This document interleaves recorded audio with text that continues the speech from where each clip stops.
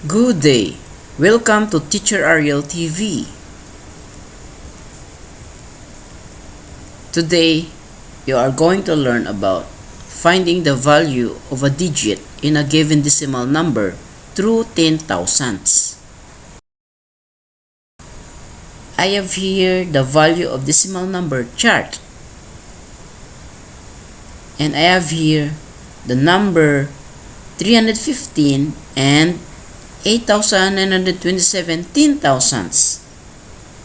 Let us find the value of 3. What is the value of 3? We are going to multiply the digit and the value of their position. So, 3 times 100 is equal to 300. So, the value of 3 is 300. Another, let us find the value of 1. We are going to multiply the digit and the value of their position. So, 1 times 10 is equal to 10. So, the value of 1 is 10. Next, let us find the value of 5. We are going to multiply the digit and the value of their position. So, 5 times 1 is equal to 5.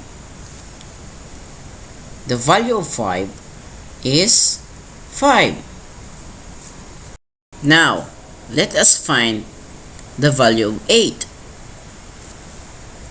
We are going to multiply the digit and the value of their positions. So, 8 times 1/10 is equal to 8/10. So, the value of 8 is 8/10. Now, let us find the value of 9. We are going to multiply the digit and the value of their position. So, 9 times 100 is equal to 900ths. So, the value of 9 is 900ths.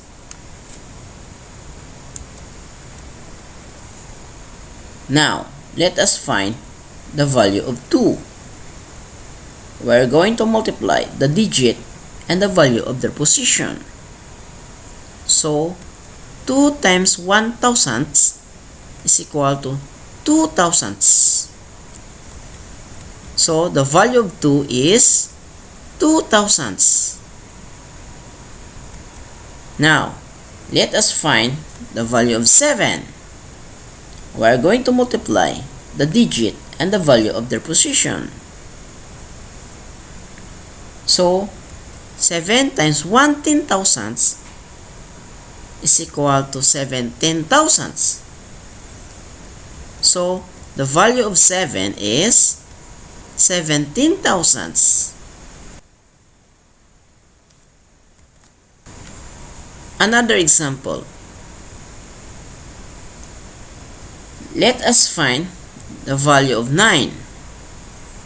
Copy the digit 9 and replace the digits with 0. Don't forget the decimal point.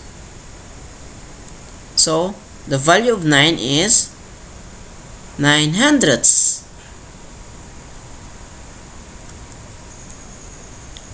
Next,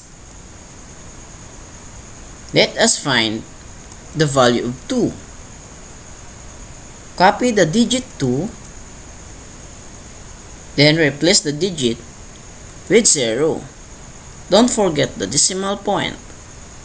So, the value of 2 is 2/10. Another, let us find the value of 8. Copy the digit 8,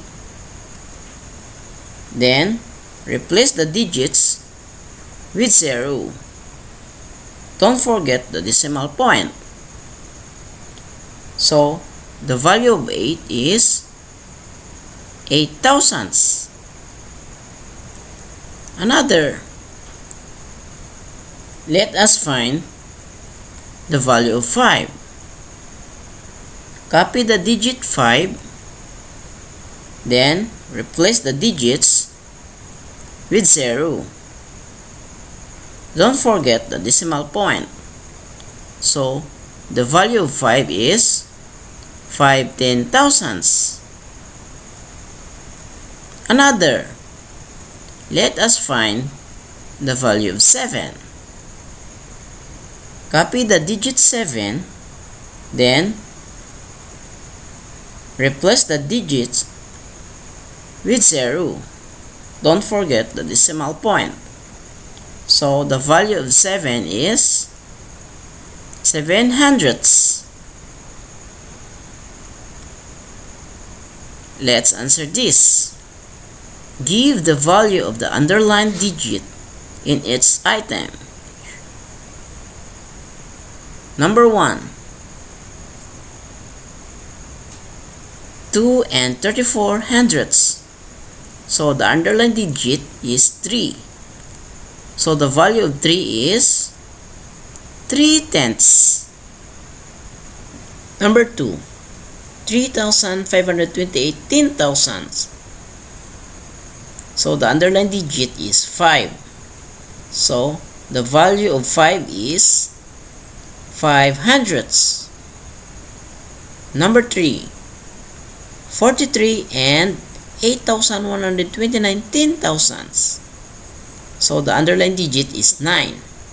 So the value of 9 is 9 ten-thousandths. Number 4. 9 and 72 thousandths. So the underlined digit is 2. So the value of 2 is 2 thousandths. Number 5.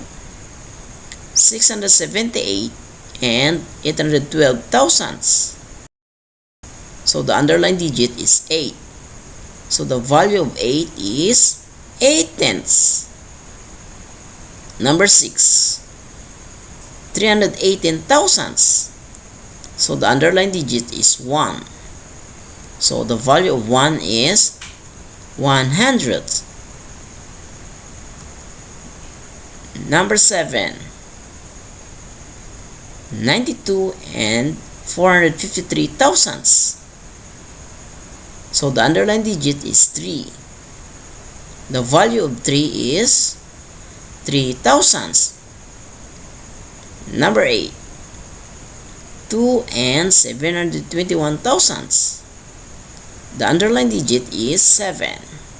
So the value of 7 is 7 tenths. Number 9. 4,876 ten-thousandths. So the underlined digit is 6. The value of 6 is 6 ten-thousandths. Number 10. 3 and 1,468 ten-thousandths. The underlined digit is 4. So the value of 4 is 4 hundredths. Quiz time! Let's answer this. You only have 5 seconds to answer. What is the value of 8 in 3 and 89 hundredths? Start now.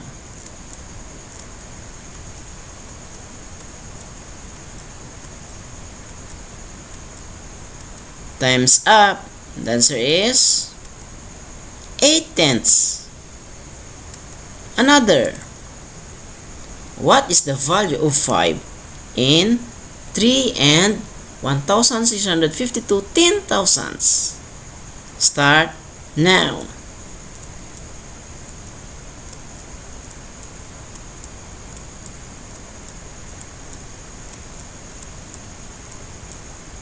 The answer is 5 thousandths. Another. What is the value of 3 in 1,753 10,000ths.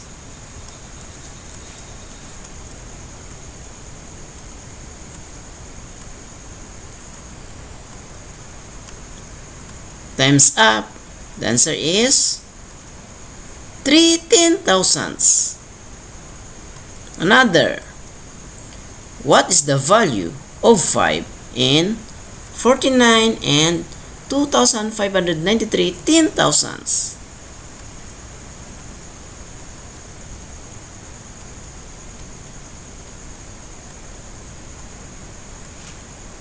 Times up, the answer is 500ths. Next, what is the value of 9 in 2 and 987 thousandths?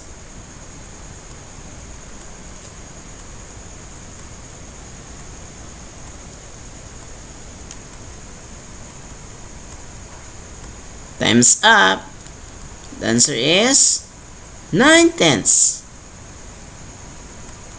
Another, what is the value of 8 in 9 and 548 thousandths?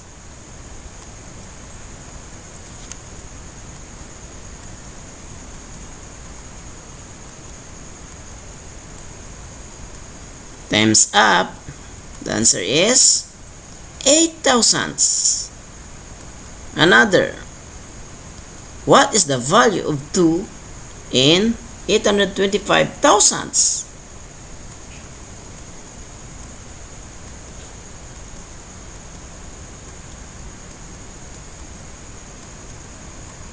Times up, the answer is 200ths. Next, what is the value of 5 in 9 and 3,175 10,000ths?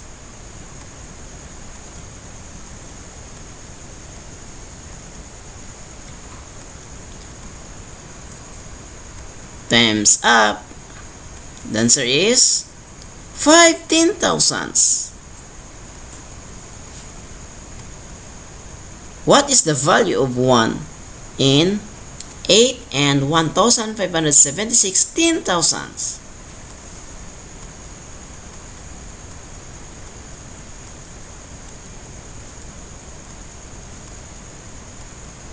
Times up, the answer is 1/10. That's all for now. I hope you enjoy learning about finding the value of a digit in a given decimal number through 10,000ths. Thanks for watching.